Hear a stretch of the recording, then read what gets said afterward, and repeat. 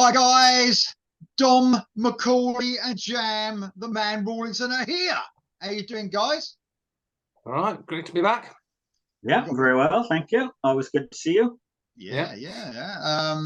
Guys, it's it's a bit of a special show. This to let you know, everyone. If you're a Maiden fan, you're gonna love this. Well, maybe. I think you will. It's all killer though. It's all killer. It's all killer Iron Maiden. So, bit of a weird one. This because me and Jam. This was the first. Is that right, Jam? The first all killer show was Iron Maiden. That's what started it all off, and it was only me and Jam. We did Iron Maiden. I look back at it, actually, it's a little bit embarrassing at times. It was very, it's very fluid now, isn't it, guys? We're so professional now. But back then, which was how long ago? A year and a bit, probably, Jam? That's probably 2020, wasn't it? Yeah. So we didn't do an all killer a long time, but at that time we didn't have the all killer, the normal all killer. We just did a band, and then it turned into what it turned into. So it's just me and Jam.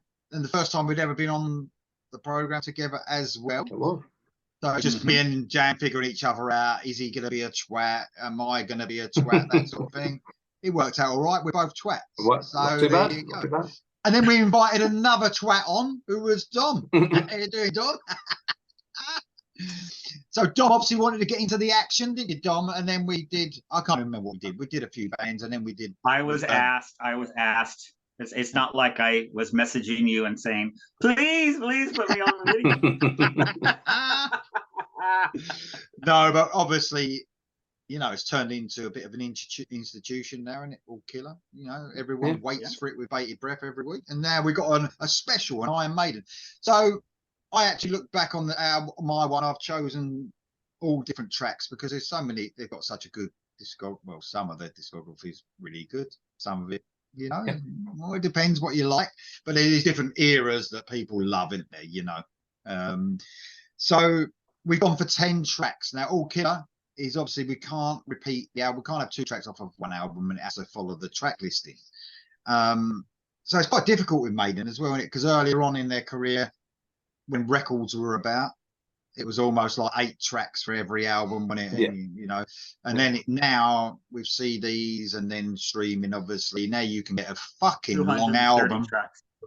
You can get 330 tracks, 15 minute songs, 22-hour albums, So, but that's the way it is. So we've gone for 10 tracks though, because I think we always going to struggle with 12, because when you look at it 12, you'll probably look at it saying that ain't going to be all killer in mine. It wouldn't have been on mine, to tell you the truth.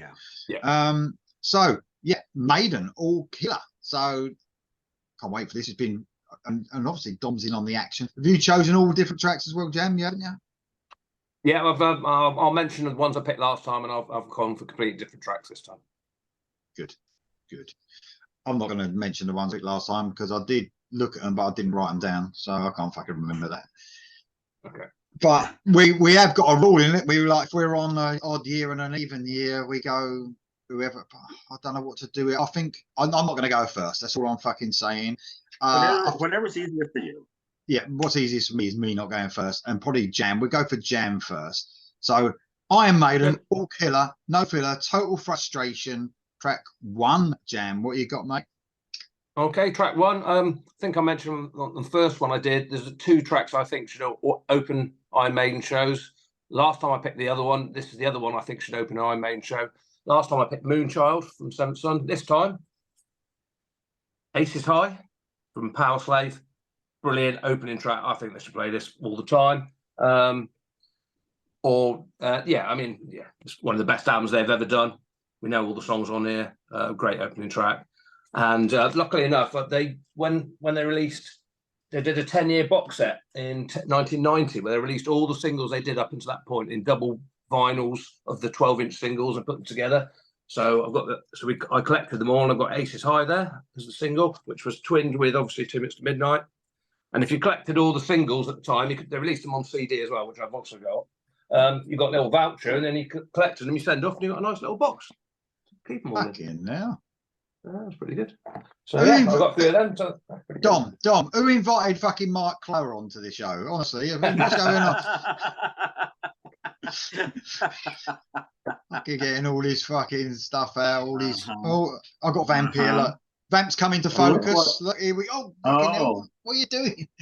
Oh my god! You already. What a brilliant opening track. Maiden at their peak. Obviously, we'll get on. I'm sure we're all going to have something off of that album. I'll be surprised if we haven't. 1984, by the way. Yeah, should say. Yeah, what a. So much of my childhood, probably from 1984 to, I reckon, 3 or 4 years listening to that album non-stop. Absolutely amazing album. Okay, Dom, what you got, mate? What's your track one? Yes. Well, last time I saw Maiden, they opened with Aces High. So there you go. Oh, nice. Very nice. That was on, what was that called? Somewhere Back in Time. Not this latest one, because that's Somewhere in Time as well. But they did an American tour, at least. I don't think they. I don't know if they did in the state or in the UK. This must have been late around 2008, 2009, something like that. Yeah, I saw it. Yeah. It gets a bit. I was thinking about this. It gets a bit confusing with Maiden, doesn't it? Because then they do like their legacy tours, and then they do their album tours, and it's all in one. And oh my fucking god, I get a bit confused. But no, that is one brilliant track. I think we all agree on that one. What you got then, Dom? Okay. Right. Well, I'm going to start. I'm going to start with. We might as well get this out of the way. An album that I didn't realize was as maligned as it is. I don't know if it's just you two, but I think a lot of people probably as well. No Prayer for the Dying. Just going to get that out there. Tail Gunner Far and Away. Tail Gunner Far and Away is the best song on there, I think. Yeah. And I think it's a great opener as well. I can't believe it wasn't a single. I mean, they released Holy Smoke instead of Tail Gunner. I mean, Tail Gunner really has that quintessential Maiden feel to it, So climbing to the sky, never. I mean, it's great. So whatever you think of the rest of the album, I do think Tail Gunner deserves to be brought back and at least play it on one of these tours, because it really is a top-notch song. I like it. It was on my draft. I had this as my draft. I had Tail Gunner in my first draft. So, yeah, it really is great. I mean, I can't say the whole album's great. I kind of liked the spirit that the album was made in, because because Seventh Son was, as far as I was concerned at the time, was as far as they could go with the more keyboard oriented and the longer songs and concept album and all that kind of stuff. I like the intention of No Prayer, where it's like, all right, back to basics. We're just gonna try to write hooky songs. Whatever. It didn't pan out the way that anybody wanted it to. but Tail Gunner, I think, is fantastic. So there you go. Yeah. Cool. Cheers, mate. It's almost like now, like obviously when a new album comes out from Maiden, you get some people that no matter what it's like, it's brilliant. And then you get them others that are longing for like short songs, and it's almost like people might want a bit of that now. Including Dom, a bit of them shorter songs, stripped back a little bit, stop, but like I said, you can really like put it in categories, can't you, Maiden's career? Do you know what I mean? You could split it completely, sometimes. But this fucking cat, he's just like, this is it. He's on one. He wants stroking. Yeah. But great choice. He hears Jam's voice and he just needs to get up and he does, mate. He just comes running. He does when he hears Jam's voice. Right. Okay. Good choice, by the way, Dom. So I'm going quite new here. I love this track. This is track 1, obviously, of Book of Souls, 2015. I think this is, even though this is quite a long song, I think it's more to the point. I think Maiden can do this all the time. I believe this was originally written for a solo album by Bruce. That I believe, that's what I've heard. I don't know if I'm hearing that, but it definitely, I think it's written by Bruce, obviously, and then it's got that feel like it could be on, one of the later solo albums from Bruce Dickinson. Accident Birth or something. Yeah, If Eternity Should Fail. is the song, and I just think it's fucking brilliant. I think it's definitely one of the strongest things they've written recently, especially on that album as well. Very, very cool. Got that sort of like quiet beginning, but quickly into it. And I love them sort of hung out riffs with Bruce. He sounds on fire, actually. And I believe he was having issues, wasn't he, at this time with his vocals as well on the Book of Souls album. So, I mean, man, he sounds fucking great on this. But I've been sort of digging out a bit about how successful some of these albums were. I thought I'd mention it. Only wiki, by the way, so not completely 100%, but gold everywhere, and we know how difficult it is now for sales as well, don't we? But gold literally everywhere, all over the fucking all over the world. Platinum in Hungary. There you go. Yeah. But makes sense. I don't know how big, I'm not really sure. I'm not big on geography. I don't know how big Hungary is, but I don't know if platinum meant, 2,000 copies. I'm not really sure. Well, but it's a percentage of the country, so even if it is only 2,000, I mean, it's still a huge album for the, that means a percentage of the population own that album. Pretty good. But no, a great track, especially like the more newer Maiden, because they usually sort of go for this quick 4 or 5 minute track, usually like they did before the last couple of albums, didn't they? They used to go, they was going for the single, if you like. But if Eternity Shall was a bit longer, a bit epic as well. Very, very cool song. There you go. That's my track 1. Cool. Excellent. Track 2. Track 2. We go. Okay, I'll go with the newest track on my list. In fact, it's the last album, Senjutsu, from 2021. Previously, my number 2 track was Ghost and Navigator from Brave New World, but this time I've gone for Stratego, which I absolutely love. I think this album is the best album probably since Brave New World. I really like it. There's one, I mean, I don't like some of the ones in the 2000s. The other one I like is, most people don't, is my next track, so I won't mention that. But yeah, this album, I prefer it to Book of Souls. I think Senjutsu is great. Writing on the Wall was a great lead single. This song's great. It's just a short one at 5 minutes. Time Machine's great. Darkest Hours, brilliant. Death of the Couch. And I like some of the long ones. Hell on Earth's a great song as well. And I saw them obviously this year at Download, and they played 5 songs off it. And it was excellent. They'd already played Stratego, so they didn't bother playing that this time. But it's excellent songs. So real fast-paced, sort of galloping, typical Maiden song could sort of fit into anywhere really.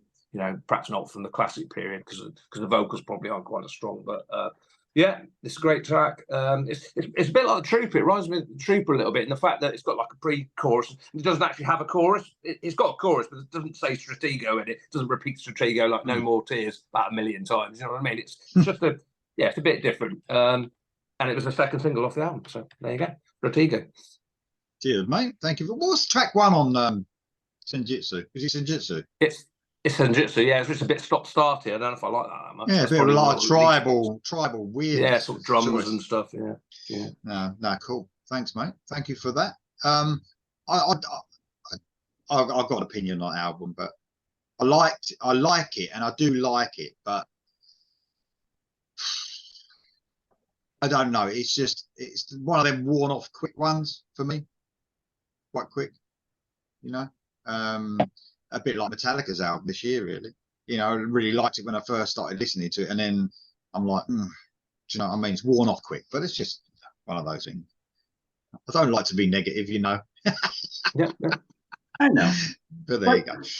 Especially on bands you like, Especially on bands I like. The band when I was growing up, the band. You know what I mean? They were it. They were it. So there you go. Okay, Dom, what you got? Okay, track 2 is the first Iron Maiden song I ever heard. This is Wrathchild from Killers. Well, unless you count Ides of March, or is that what it's called? Ides of March, the first bit. Yeah. Unless you count that as a song, but I don't really. Somebody gave me the cassette somebody let me borrow the cassette. So in essence, Wrathchild was my very first Maiden song, and I loved it. Was just blown away by it, and so I'm glad I was able to get it on here, because as you say, I'll Kill It can be pretty darn tricky. Oh yeah. But yeah, Wrathchild. I mean, what can you say? It's just classic Diano Maiden there. Agreed. Got that got that sort of punky feel that they had, you know, that slight punky edge they had back then. And no, it's a great track, and it's stood the test of time in it. They play it. I don't know if they play it right now, but they played it a lot, didn't they? Through the Sure they have, yeah. So yeah, very cool. It sounds cool with Bruce as well, but I don't know, that edge that Deano had, I think it really suits that song for sure. So yeah, completely agree. Yeah. So seeing as though Killers was my first Maiden album, when they got Dickinson, it was a bit of a shock. Fucking different. Yeah, I was so used to Deano, and I really dug what he did with the band. That's kind of what made them different, you know. And then he comes out with his, what do they call it, the air raid siren, and yeah, it took me a while to get used to it. I'm going to admit, it wasn't a slam dunk for me when he started singing, but eventually I got there. Well, it's weird, isn't it? Because I mean, a lot of people just can't get on with Dickinson's voice. It just almost like, you know, especially in his early stages, you couldn't argue with the technical ability of his voice. You could never argue that. He could fucking sing anything, but some people, it's just about tone sometimes, isn't it? And people still say Deano's a vocalist, you know? Well, you have that with Halford, and I do, you know, and Gillan, and lots of classic singers. So it just depends on your taste. What you hear. Yeah, exactly. Yeah. No, very cool. I love that, man. I love that. Child, yeah. So my track 2 is a very epic track, but I'm going back to 1983, Peace of Mind, and it's Revelations. Just I mean, track. Yeah. Man, I just fucking hell. This is one epic track in it. You know, you notice when we're mentioning, we've already mentioned Power Slave Jam, but the different, I mean, I've said quite recently that Dom, I think, has made me realise that Peace of Mind is my favourite album. But Power Slave has been for many, many years. But they are very different, as in, I think when you look, Peace of Mind is very riffy, isn't it? And then Power Slave is very intricate. They really got their almost swashbuckling type, you know, that sound that they made and had, that galloping and the intricate melodies. But I think Revelations, for instance, very riffy, like da-na, da-na, you know, and even the fast bits, it's very riffy, but such a clever song, this, man, and just never gets old. Never ever. It can come in my car now, listen to it, I can't even think how many times. And Bruce sounds amazing, the whole band sound amazing, and obviously it's Nico McBrain's debut album. And I mean, we always the 1-2 punch, we've already gone past number 1 obviously, but the 1-2 punch of Where Eagles Dare and Revelations is like, wow, the fuck is that all about? Absolutely brilliant. Platinum in the UK and America. There you go, massive album for the band. Oh yeah. When I was thinking of Revelation, I was thinking of the live after death version, because it's just I think it's just a little bit faster, isn't it? Obviously the crowd interaction with it. It's just So sometimes when I hear it on Peace of Mind, it's like, oh, that's a bit slow, but obviously that's the original, isn't it? So. Superb song, just so epic, isn't it? I mean, it just shows Maiden what they were becoming, you know, and not what they are now. But their epic nature was really quickly coming on, wasn't it, from what they were? You know what I mean? Yeah. It's amazing stuff. There you go. Revelations is my number 2. On to number 3, guys. Cool. Okay, number 3. Well, speaking of Peace of Mind, I'd Fly to Icarus last time for my track 3, but this time I've gone for fairly new, although it's 13 years, and this is from the album that a lot of Maiden fans don't seem to like, which is the opposite of me. Is Final Frontier, and it's Mother of Mercy. I mean, I think this album's great. I mean, I love the intro, Satellite 15. It's a bit like Senjutsu, actually. That's a bit of a start-stop sort of drum beaty intro. I mean, El Dorado, I think it's a great song. When the Wind Blows, I think it's a great song. And this one, Mother of Mercy, I think is excellent. It's probably, if I did a playlist of Maiden, or, you know, the best of, it's probably the only track that we'll get on there from this album. I love it. It's got a slow intro. It's almost like spoken. And then it's got some great singing, actually, before the song sort of kicks in. And it's got, a great chorus, and it's quite short, 5 minutes long, I think. I didn't write it down, but the chorus is brilliant, and when the song kicks in, it's great. And I think it's some great vocals from Bruce. Obviously, before he had his problems, so it's probably closest you get to, well, apart from the last two, the closest you'll get to how he was back in the 2000s, I guess, because that was like 10 years, wasn't it, after that? So, yeah, Mother Mercy from Final Frontier, much underlined album, but I don't know why. I prefer it to the other ones that we haven't mentioned yet. So, there you go. Cheers, mate. Great album cover. Great album cover as well on that one. I quite like the album cover. Oh, fucking hell. Sorry. With the big fangs. And... The person who says with the best Maiden album cover on his shirt. Yeah. That's right. That's the one. Just talking about Bruce, obviously this is a fucking Maiden show. We're going to be talking about Bruce a lot, but I just got to give a shout out. Like the footage I've seen live of them on tour now, he sounds fucking better than, great. But not better than ever. Fucking hell. I mean, he was such a fucking force of nature, you know, in the beginning, but he sounds brilliant. He really does now. So got to give a shout out to him. Great one, mate. Thank you very much. And he still runs around back and forth and everything. And it sounds great, you know. I mean, he nearly sounds as good as Axl when he's running around, doesn't he?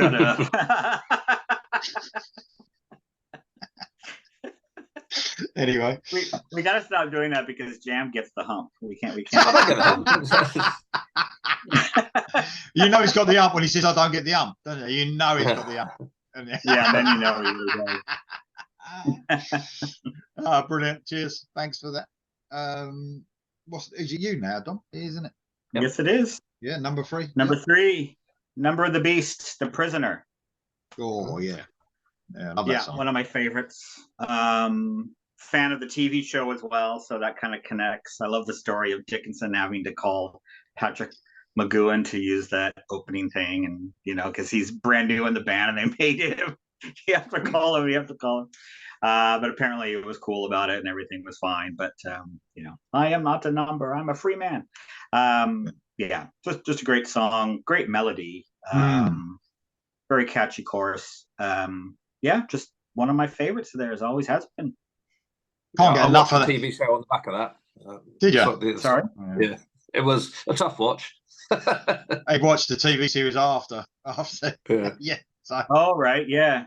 Well, I love that era of British TV. I just love it. Yeah. So I love that '60s kind of pop, fantasy, sci-fi. Yeah, a bit of, you know, acquired taste. But we know, Dom, you have got an acquired taste when it comes to film. So no, that's cool. Very cool indeed. I love that. I've got to admit, we love. I talked the other day about little bits in songs that you just can't wait for. I think it's got to be the drumming at the beginning of that and the bass when he the kick drum when he sort of with Clive Burr does that. It's fucking super. Absolutely love it. And of course, people will also latch on to Clive Burr being the best drummer. People just don't they? I'm not saying he's not a better drummer than Nico McBain, but people just can't let go, can they? It just doesn't matter what you. That's funny. It is funny. Okay. My track 3. Going back, not all the way back. We've already touched upon this album already. Off the Killers album, Murders in the Rue Morgue. I've gone for. Yeah. 1981 this came out. This track is sort of epic in a way, but it's very fast as well, so it's got that Maiden gallop as well in it. It's just outstanding. Obviously starting off there, because that's from the beginning, and they started off their thing either about film or book. They love to write about stuff like that, so that's cool. As far as I know, it's about a gorilla, isn't it? That right? Don might know. Don might know. Well, you know, I've seen the 30s film, and there is a gorilla in it, but I don't know if it's all about the gorilla. All I remember is seeing an old been black 20 and years. White. No, I remember seeing an old black and white poster for it with the gorilla in it. I've never seen it. Yeah, maybe. But this is a brilliant song. This obviously they were starting to pick up momentum sale-wise, so this went gold everywhere and platinum in Canada, just for those people that are wondering. There you go.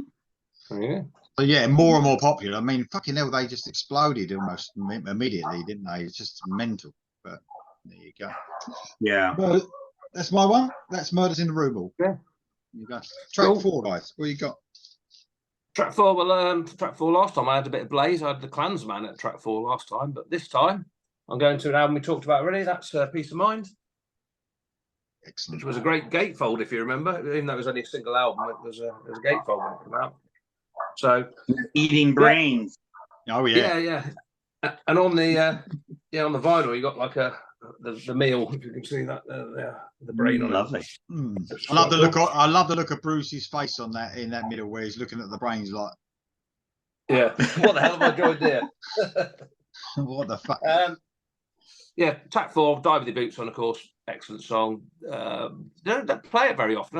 They might have seen them play it a long time ago in the 90s, probably. They don't play it very often, but it's another great song, fast. Yeah. So I like to pick up something perhaps a bit. I don't want to pick the Trooper or anything like that. I will say a track that someone might have. I wanted to have Still Life, and I've not managed to get on either list, so I'm well annoyed with that. So, but anyway, I've got Die With Your Boots On, which actually is probably my favourite song. Still Life and this are probably my favourite songs on the album when I first heard it, and probably still are to a certain point. I don't really hear the Trooper anymore, particularly. And some of the other ones, the Flight of Icarus quite a lot, but just Still Life. But yeah, Die With Your Boots On from the 4th album, 1983. Peace of mind. Cheers, mate. And Bruce, my favourite Bruce haircut, I just want to say, where he got his mum to just cut round the fucking bowl. Yeah. Oh, with the full mullet, yeah. Oh yeah, love it. Yeah, love it. Brilliant. Yeah. Excellent choice. Cheers, Jam. Excellent. Yeah. Album. What a track. It's almost forgotten. I think it's almost a forgotten track, but I mean, at the time, that was one of the premier Maiden tracks. Oh, Yeah, yeah. If you talked about Maiden with your friends, I mean, Die With Your Boots On was way up there. People love that song. But I think it's just kind of fallen by the wayside these days. Excellent choice, mate. In fact, even me, you almost like Jam saying the song. I think, yeah, you're right. It's almost forgotten. It's weird, and it was massive. Yeah. Cool. Cheers, mate. Dom, what you got for track 4, mate? Okay. Going back to the original recipe, Iron Maiden self-titled. This is Phantom of the Opera. Oh yeah. Yeah. Speaking of just like Lee just said, either a movie or a book or something. We all know Phantom of the Opera. But yeah, just great. It's amazing for the first album. They really kind of had their. Of course, they progressed and they got much more of a finesse to them. But I mean, they just had their thing already. This didn't sound like anybody else really. And just a classic, just sounds great. Again, just sounds great. I mean, I know they've moved away from the new album, new wave of British heavy metal tag. Obviously, they were the ones that have gone stratospheric. But, when I heard this, it was at that time with, Denim and Leather came out and Wheels of Steel and just, it was really of that era. So I still feel the first, especially the first album, is really encapsulates that whole movement. So I agree. Yeah, Phantom of the Opera. But it's really weird with that track. It almost that stood out as a bit another epic and a bit really. It's really sounded like almost impossible to play. And I know, like now, you get kids, don't you, on YouTube that can fucking play like Eddie Van Halen. They're about fucking 7 years old and they can fucking do anything. But I think back then, when you heard that song, you thought, especially the guitar solo, you know what I mean? Yeah. And you thought, fucking hell, I haven't heard anything like that before. Do you know what I mean? Yeah. It was just amazing stuff, really was. And of course, it was used on the Lucasade advert as well, in case anyone doesn't know. I was just about to say that. I remember that when I heard the riff and Daley Thompson and all that. Daley Thompson on the Lucasade advert. So you heard the beginning bit of the guitars, and then went, oh yeah, and he just shot off like down the fucking running track. Really? Yeah. It was for an ad. Wow. Yeah, put it on YouTube. I think it was a lot of years after. Well, it might have been the late 80s or something like that. But yeah, it wasn't in 1980, no. Yeah. It wasn't. But that seems so un-Maiden to license their song to advertise something. Maybe they really like Lucasade. Maybe. or Daley Thompson. One of the two. No, that's a brilliant, absolutely brilliant choice. Love that song. I think it was on my original All Killer. Yeah, I think someone had it. I think it was. I didn't have it. Okay. Well, my track 4, and it's the follow-on from Killers. Number of the Beast, their biggest selling album, so I think sold 20 million copies worldwide. Wow. Really? Yeah. Only according to Wiki. obviously. Yeah, no, I know, I believe it. Probably. And it's the brilliant 22 Acacia Avenue. One of you don't Great like song. this. Is it one of you don't like this song? Someone I doesn't love this like song. this. No, I in love fact, it. No, it's Mark Lower's favourite Iron Maiden song. I think he Oh, might. okay. He might have to put it in the comments below, but what an epic track as well this is. I mean, Yeah. it's epic, but lyrically quite funny and quite, I don't know, near the mark now, you would say. You probably wouldn't get away with some of it now. I don't know. Actually, you know, the bit where it breaks down into the beat her and all that, perhaps, you know, perhaps it wouldn't be allowed anymore. I don't know, but this is 1982. Obviously, the sequel to Charlotte the Harlot as well. Yeah. There you go. Just a brilliant song. And also, I remember this one on, I think it was on the Hammersmith disc of Live After Death. Live After Death, yeah. Disc 4, record 4, yeah. And yeah, amazing song. So yeah, Number of the Beast album, obviously one of the, although I always put them 3 albums together, the Number of the Beast one, Peace of Mind and Power Slave were like for me, the ultimate Maiden. But for me, probably, I don't know why, but the weakest one out of all 3 for me. But still brilliant. Do you know what I mean? So yeah. There you go. That's my number 4, guys. 22 Acacia Avenue. Number 5. Yeah, I love that song. That was on my draft. I had 22 Acacia Avenue, but it had to change. There we go. Number 5. Originally, last time I had Knob, the title track from Knob. This time I've gone to my favourite album from 1988, Seventh Son of a Seventh Son, where they went full, obviously, not full keyboards because it's really heavy still, but there's a lot of keyboards, quite proggy as well. I love every song on this album, as I've said many times, so I won't bore you with it. And obviously, track 5 is the title track, Seventh Son of a Seventh Son. The long, but not too long. It's 9.5 minutes, I think. So it doesn't seem like it's one of those long ones. It doesn't seem like it's long, but yeah, my favourite album. The keyboard intro, the song is heavy. It's got brilliant slow bit in the middle, a bit like Rhyme the Ancient Mariner, you could say, but it slows down, and it's just great. I mean, the guitar solos are brilliant. And Seventh Son of a Seventh Son. They played it on the tour originally, which was the first Maiden show I ever saw in 1988. Obviously, they played it. They did play the title track, and I think they played it when they did that. They did a retro tour again. I think they played it on that as well. But yeah, it's a great song. It's probably my favourite long song actually. That and Rhyme the Ancient Mariner, I think neck and neck really for me. But title track from Seventh Son of the Seventh Son, track 5. Great aggressive vocals by Bruce on that one, I would say as well. Really sounds like he means it on that one. The only problem I got with that actual song is I don't think they repeat Seventh Son or Seventh Son enough. They needed to say it a little bit more, would have been. But no, I love the track actually. I love the track. Yeah, I know Dom's. You know, that's their. Would you call it proggy? I don't know, but it was different for them for sure. Yeah. Seventh son of a seventh son, seventh son of a seventh son, seventh son. Yeah.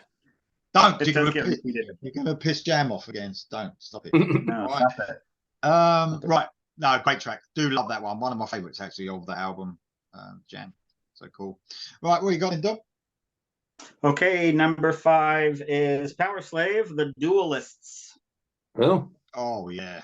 I quite like this song. Always been one of my standouts on this album for me. Don't know really what to say about it. I get. Man, love that song. Fucking love it. Why don't you talk about it, Lee? I can actually because it's my number 5. Yeah. Oh shit. Okay, well we'll just put them together. Yeah.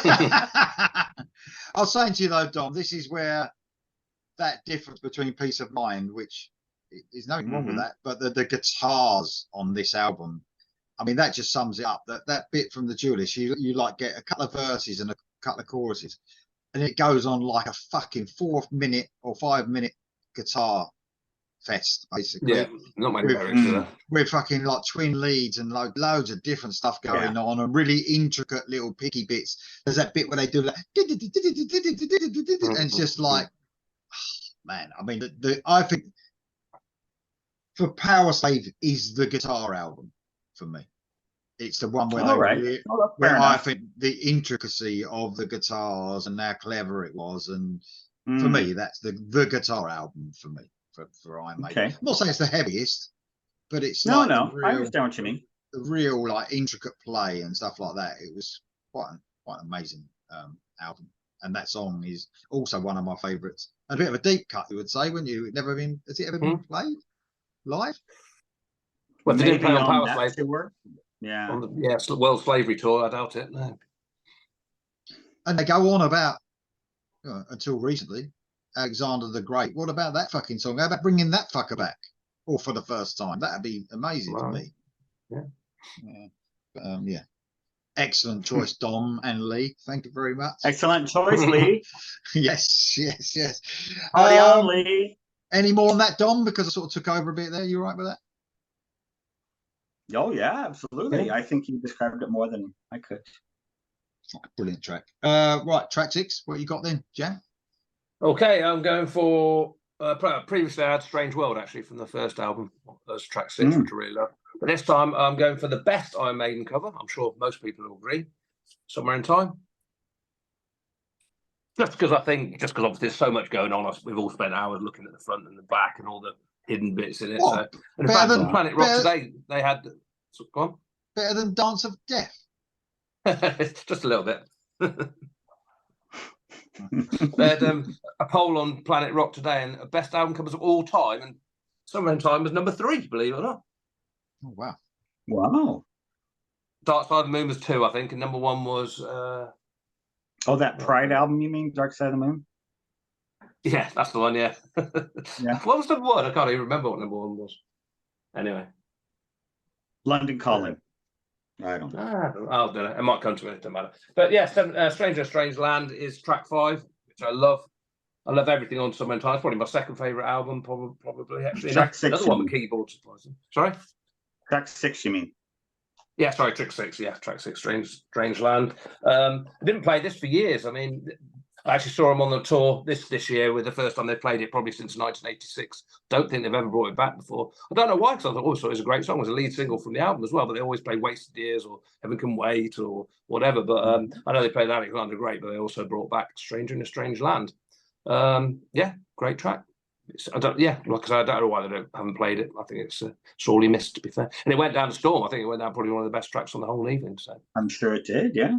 I love his vocals in that as well. His vocals are massive in that chorus. The way he belts it out, it's brilliant. What was you gonna say, Dom? We have another match. Oh yeah. This is probably it's my second favorite Iron Maiden single for sure. Yeah, I just love it. Just the whole feel of it, I think, is great. Atmospheric as well. Yeah, it's just the way about it. Yeah. You know, oh, brave new world. It's great. It's just got a great feel. Yeah, it's just funky, isn't it? That's good. Yeah. I once saw this cover band called Maiden Scotland, who were fucking fantastic. And this was the second song they played. I was like, whoa! Because this was a couple years ago. Obviously, Maiden hadn't done it since this tour. And I was just like, oh my God. That's pretty fucking cool, yeah. Yeah, so, what can I say? Yeah, love that. As you say, it's got great atmosphere. And, great melody. Yeah, love that song. Brilliant song. Yeah.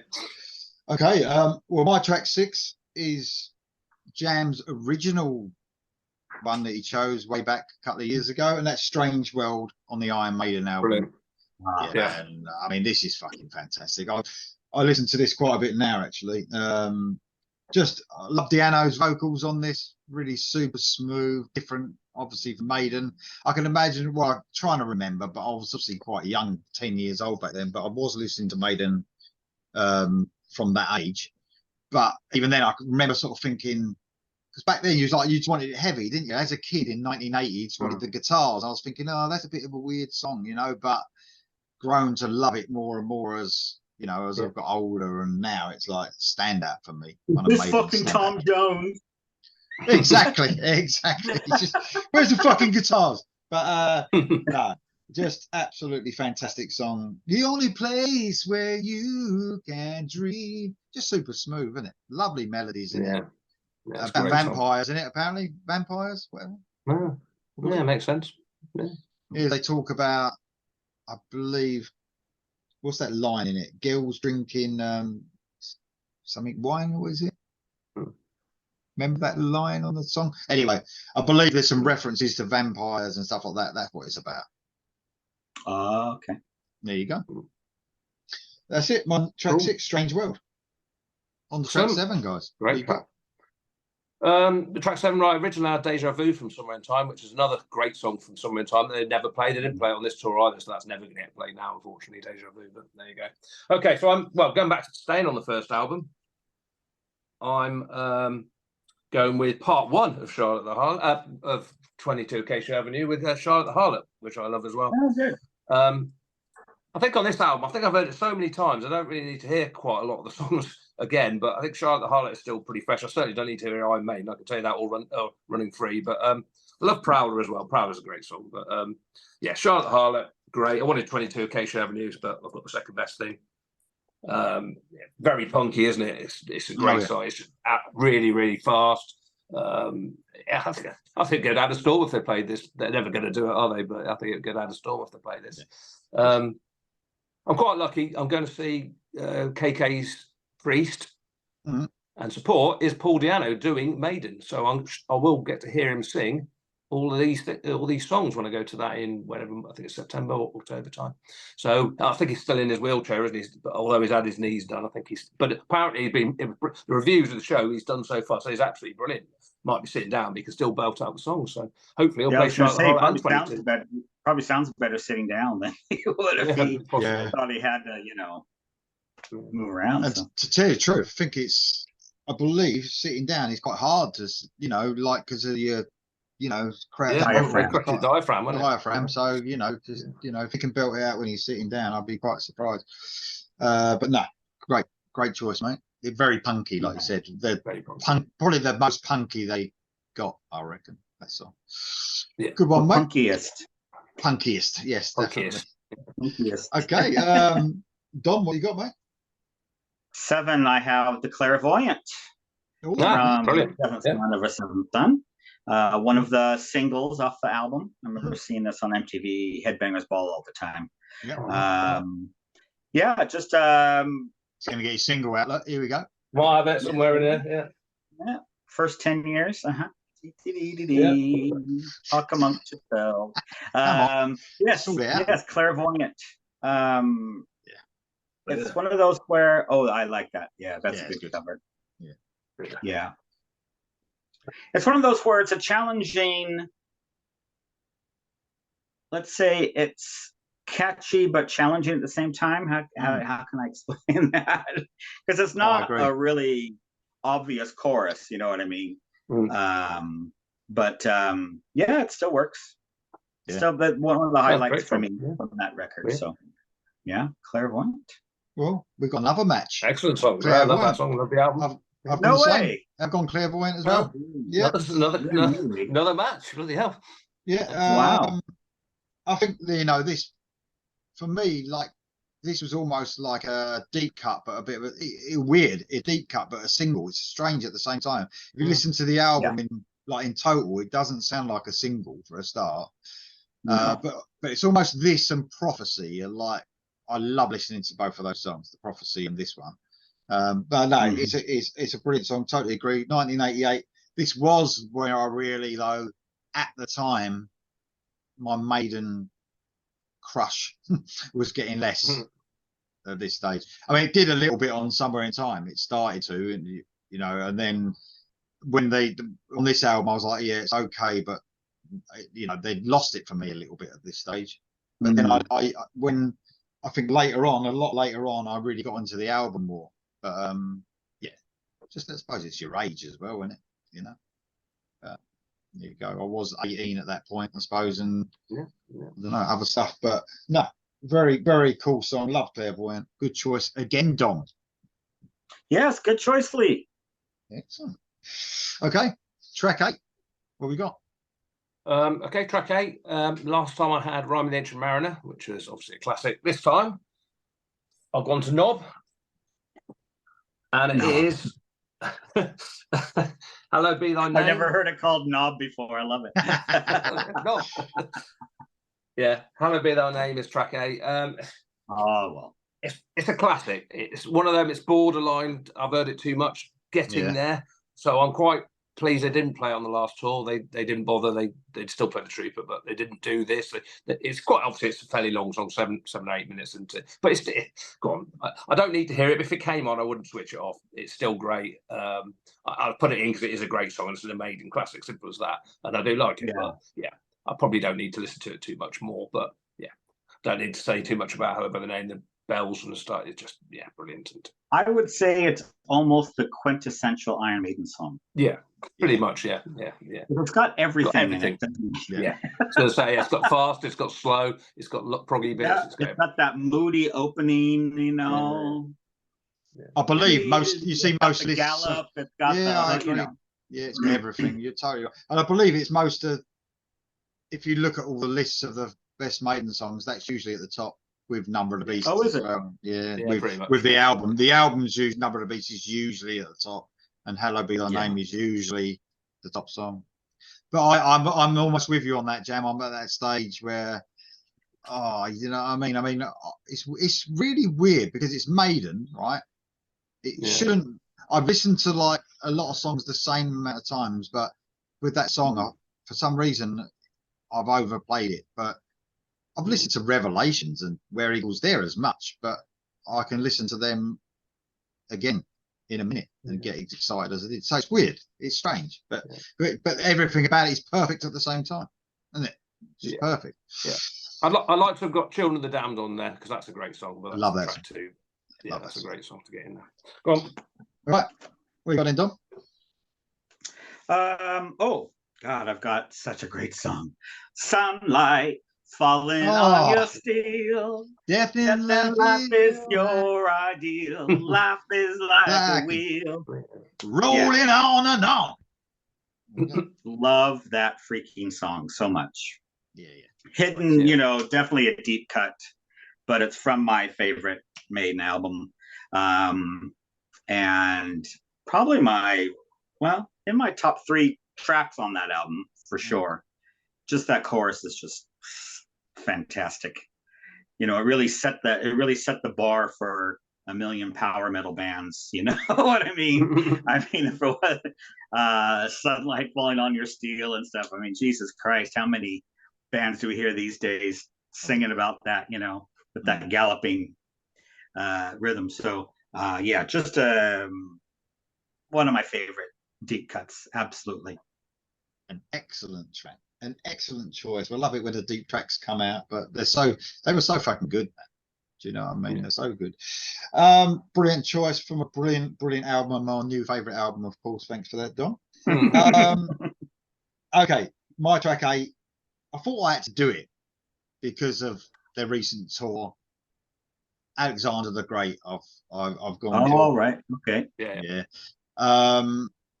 For me, a bit of a standout. It always has been on that album. Although lyrically, not so much. I think it's almost like they're just reading it from a, wiki or something.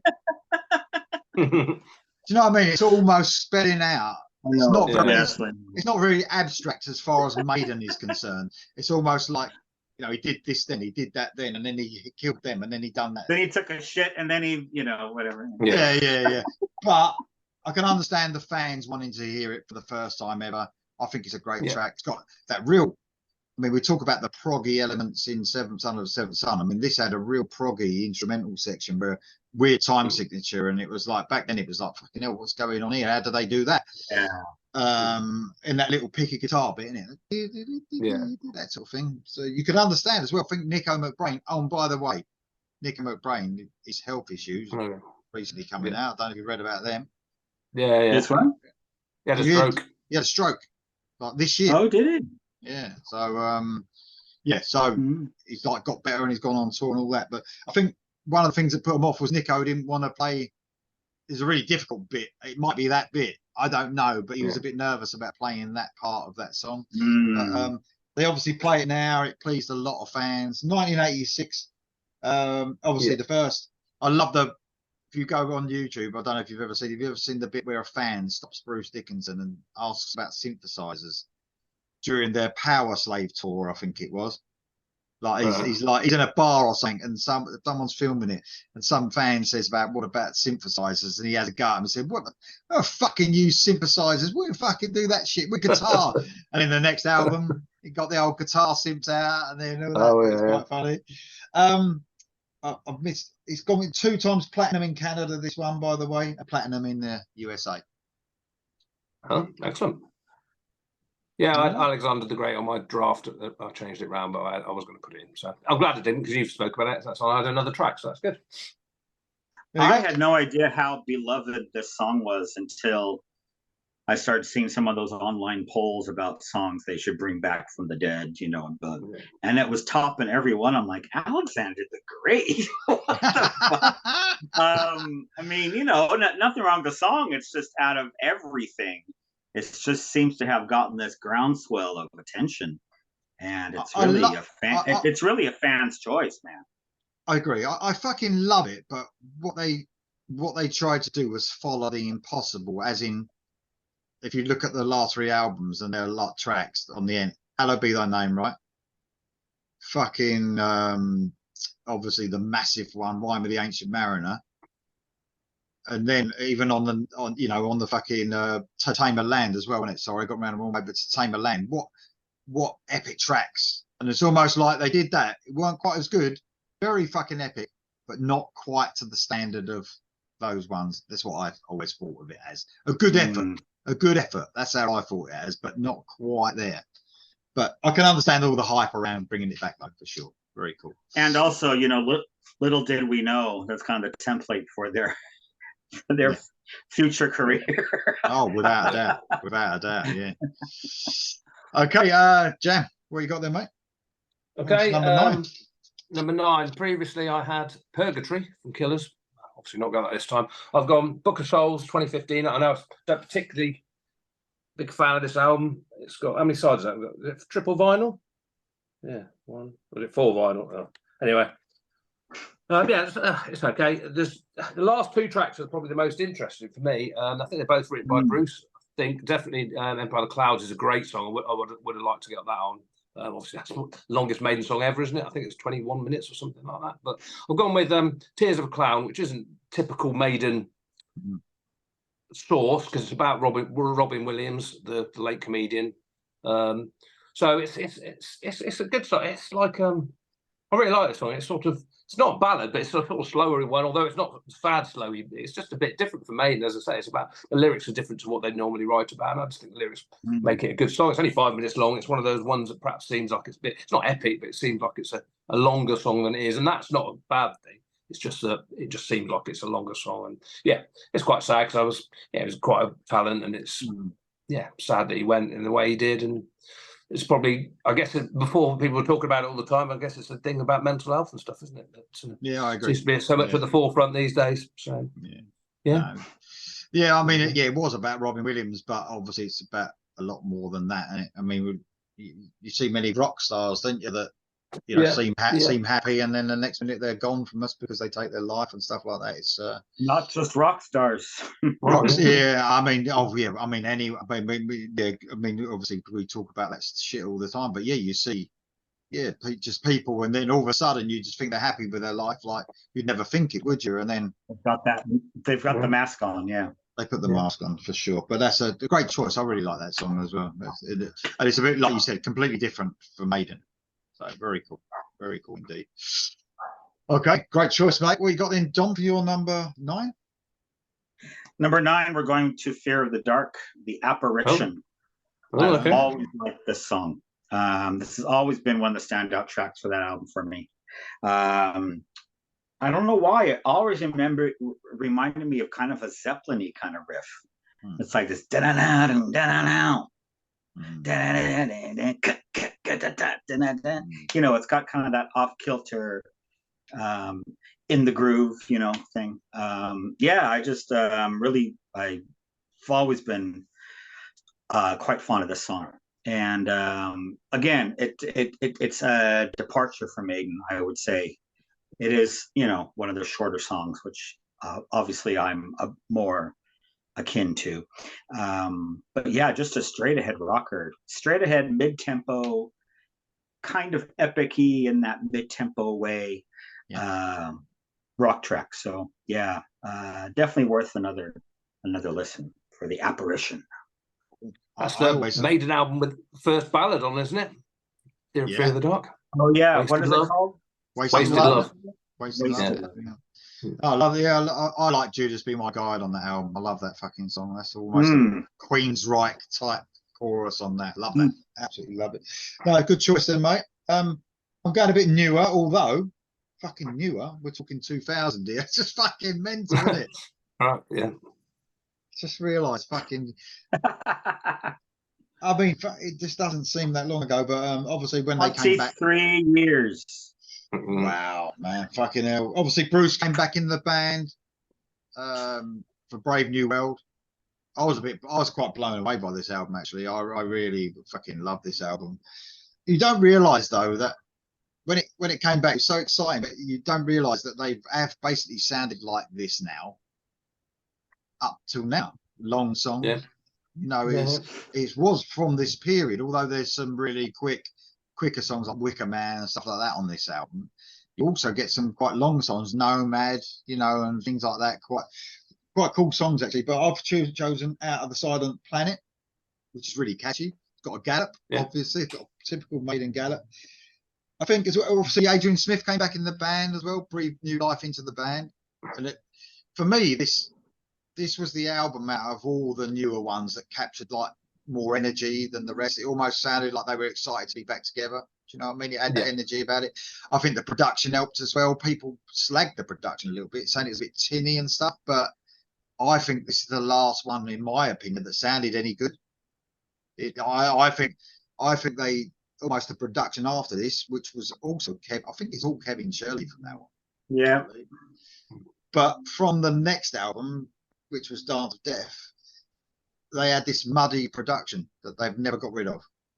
You know, occasionally it might sound a little bit better, but on this one, people had to go about the bass not being there and all that. I love the production on this. I think it even energizes the band. It really does. But only my opinion, of course. The like the snare drum, for instance, let's just say that Nico McRae's snare drum sounds really like snappy on this one, but now it's sort of lost a little bit in the mix sometimes, I think now. But going on to, I had to go on to production a little bit because this one almost sounds completely different than anything they've ever done, like sound wise. I think the mix on it sounds completely different, but love it. Out of Silent Planet, great song from Brave New World. Cool. All right. Track 10, the last one, guys. Okay, it's quite interesting. There's 4 albums not covered, I believe, so far. So it'll be interesting to see if you two guys cover any of those, because I'm going to one we've already done. So last time I had Mother Russia, which was the only other track on Brave New World I like. Not Brave New World, on No Prayer for the Dying. I love Tail Gunner, I love Mother Russia. Don't like anything in between, really, but there you go. I've gone to, this time, going to Killers, back to 81. Probably, what an excellent album cover that is. I mean, I love that. I think I've got a t-shirt with it on, maybe, which is brilliant. You know what? I've always wanted a Killers t-shirt. Yeah. I've never got one for some reason. Yeah. Not an old one, obviously, a reproduction, but yeah, second album with Deanne, obviously. I've got a strange relationship with this album because take off Rough Murders in the Rue Morgue and Killer, I suppose. There's no choruses on the album, really. So I've always struggled. Even though I've listened to it a million times, you know, you've got Another Life, Genghis Khan, you know, Prodigal Son. I couldn't tell you how they go, but when it comes on, I know it. You know what I mean? It's that sort of album. So because of that, I used to listen to it probably more than any other album. Because like, why can't I get into why don't I know what it sounds like, that song? Anyway, I've got the last track anyway, which is Drifter, of course, which has got the iconic riff at the start. Brilliant track.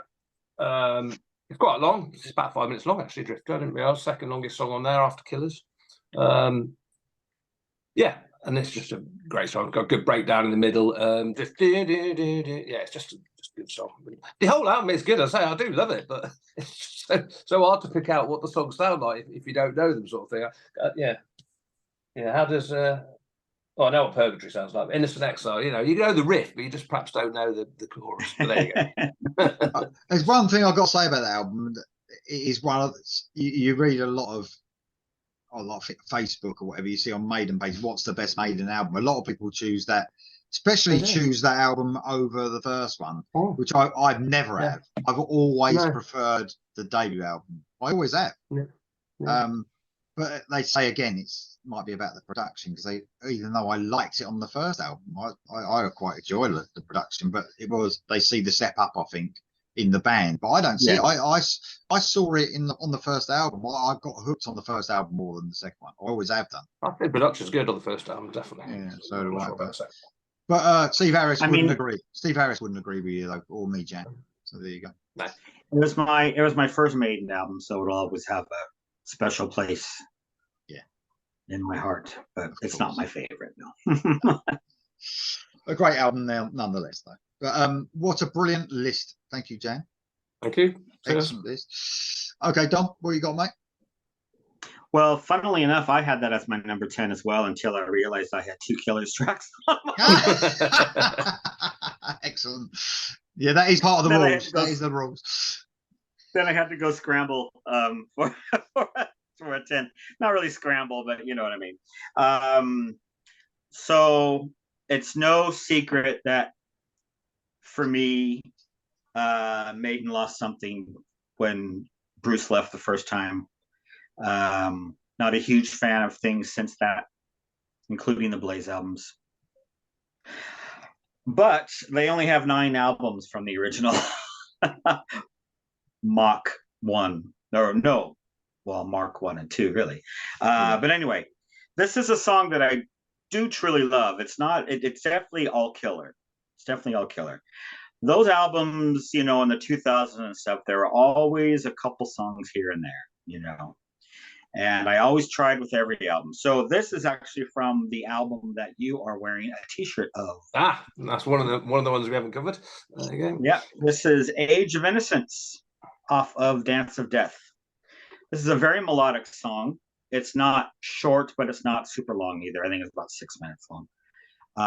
But it doesn't do that thing that most Maiden stuff does, where it starts with the and then it goes into the thing, and then it goes into the gallop, and then it goes into whatever.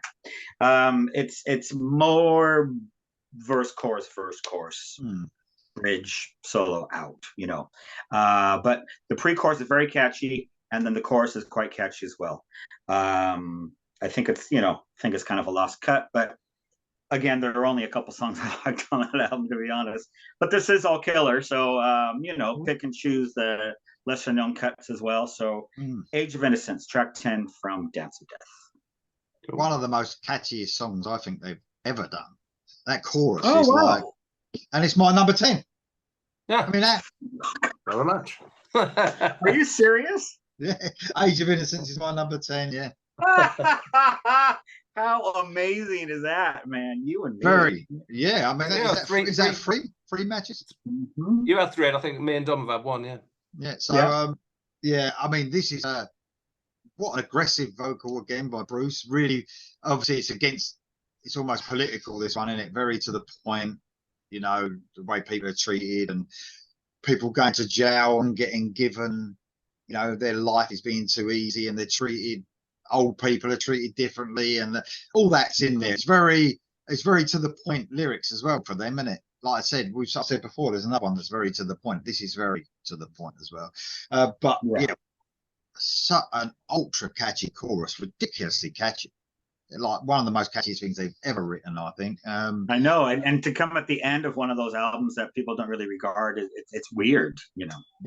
If we only take one chance, something like that, can we take it? Really catchy, unbelievably catchy.